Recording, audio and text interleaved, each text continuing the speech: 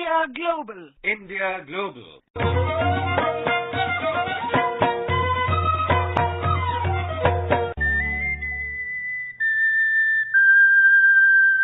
Hello and welcome. Join us as we travel to a land ranked among the top 5 biodiversity hotspots in the world. A country with volcanoes and densely forested mountains, lapped on either side by the Caribbean Sea and the Pacific Ocean. With a people, 40% of whom trace their descent to the ancient Mayans and whose awesome architecture, now World Heritage Sites, dot the landscape. A country where jade and cardamom are plentiful. And is as breathtakingly colorful as the toucan that flies in the skies.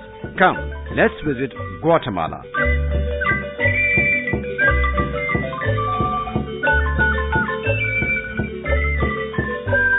That was the melodious marimba music of Guatemala. The Republic of Guatemala is located in Central America, the stretch of land between Mexico and South America. Though in a tropical zone, climate varies according to elevation in this mostly mountainous country and can even touch freezing point. The weather is marked by rainy and dry seasons. A string of volcanoes lies along its Pacific coast. Guatemala City, at 1,500 meters above sea level, is the capital of the country. Introducing us to this fascinating land is India's ambassador to Guatemala, Subrata Bhattacharjee. Called the land of eternal spring, Guatemala is known for its delightful climate and fascinating natural beauty. It has black sand beaches on the Pacific coast, white sand beaches at the Caribbean Bay, volcanoes, lakes, rainforest, and Mayan ruins. Its Mayan heritage, blending perfectly with Spanish culture, has given the country its unique cultural diversity. Guatemala's unique geography and climate make it a top producer of agricultural produce, says Ambassador Bhattacharjee. Thanks to its fertile land and the regular rainfall for almost 6 to 7 months in a year, plantation activity has flourished. Guatemalan coffee has globally earned a name for itself. Guatemala is a major exporter of agricultural commodities like sugarcane, banana, fruits and vegetables, and even spices like cardamom. Guatemala also ranks on the honor rolls of the world. A small country with a population of 14 million, Guatemala has given the world 2 Nobel laureates. Miguel Ángel Asturias Rosales got Nobel Prize in Literature in 1967. Rigoberta Menchú Tum received Nobel Prize in Peace in 1992. In 2012 London Olympics, Eric Barondo of Guatemala won a silver medal in athletics.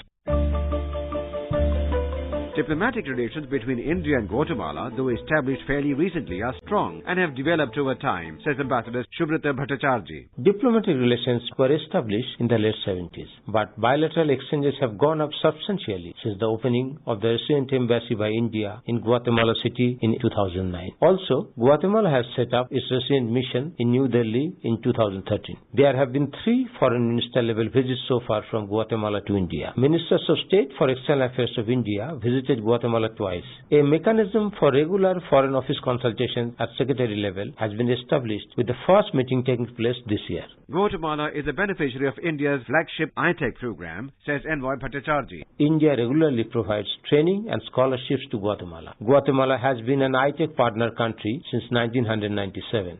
A grandmother as an agent of change? This fact has been successfully proven. Here's Ambassador Subrata Bhattacharjee giving us a glimpse of the human face of India's Technical Assistance Program. A unique case of 2 indigenous Guatemalan women being trained at Barefoot College of Bancar Roy as solar lantern mechanics got wide publicity in Guatemala. The 2 women speak no English and not even Spanish. These Guatemalan grandmothers trained and went on to then assemble and maintain solar-powered lanterns and are training other villagers now.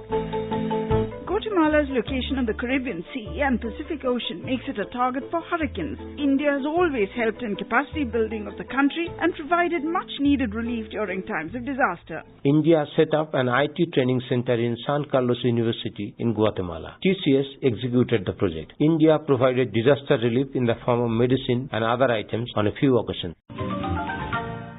The similarities in culture between India and Guatemala are fascinating, says Ambassador Subrata Bhattacharjee. 15,000 kilometers separate India and Guatemala. But what links them together? Strangely, a spice like cardamom is one such item. India and Guatemala are two leading producers and exporters of cardamom in the world. Common Indian food ingredients like potato and chili originally came from this part of the world. Bright, colorful costumes used by indigenous Guatemalans are very similar to colorful ethnic dresses used in northeastern India. Guatemalans take spontaneous interest in Indian spirituality. There are many meditation centers, a Brahma Kumari temple, meditation centers run by Sai devotees. This has happened with little or no involvement of India. Semana Santa, or the Holy Week, is a major religious festival in Guatemala. Huge statues of main characters of Bible placed on wooden platforms are carried by devotees on their shoulders and taken out on processions on the roads. Probably reminds one of the religious processions in India. During Semana Santa, Guatemalans make flower carpets on the roads,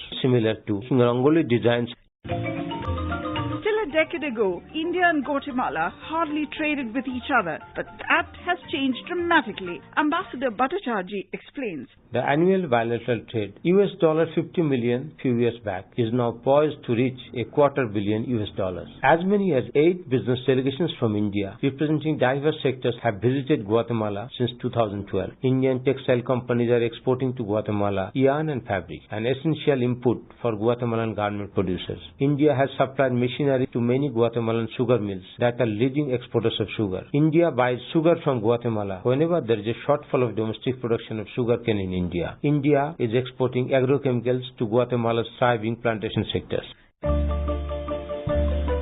India also offers expertise, supply of boilers and their maintenance to Guatemala's sugar industry, turbines for the micro hydropower sector and IT telecom solutions. Indian call centers provide employment to Guatemalans. Listing exports from India that have transformed the lives of the common man in Guatemala, Envoy Bhattacharjee says, drugs and pharmaceuticals exported by India are helping Guatemala in its efforts to provide quality healthcare for its masses. Many Indian pharmaceutical companies are marketing their products in Guatemala. Three-wheelers, commonly known here as tuk-tuks, and two-wheelers exported by India have become an affordable means of transport for many common Guatemalans. Bajaj two-wheelers and three-wheelers are being assembled in Guatemala. Additionally, TVS, Royal Enfield, Hero and Mahindra two-wheelers are being marketed. Also, Mahindra pickup trucks and one SUV model are available here. Investment in Guatemala offers immense opportunities to Indian entrepreneurs, says Ambassador Subhrata Bhattacharjee. Indian companies have invested as much as $16 billion in Latin American countries. Indian investment in Guatemala has already begun in call center sector. Ready-made garments, pharmaceuticals, plantation can be some mutually profitable sectors. Tourism offers